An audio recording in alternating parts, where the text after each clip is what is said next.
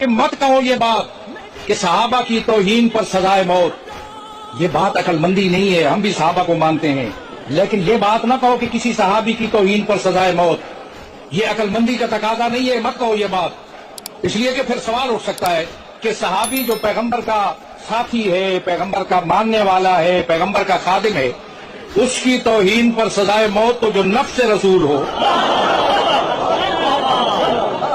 اور اس کی صرف توہین ہی نہ کی جائے، اس کے سامنے تلوار اٹھائی جائے، تو بتاؤ کتنی مرتبہ سزائے موت تجویز کرو گے؟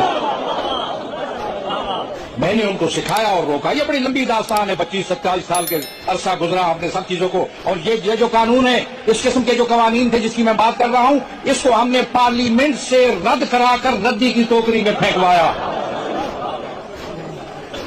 کوئی سازش تشیع کے خلاف پارلیمنٹ کے اندر ہم نے کامیاب نہیں ہونے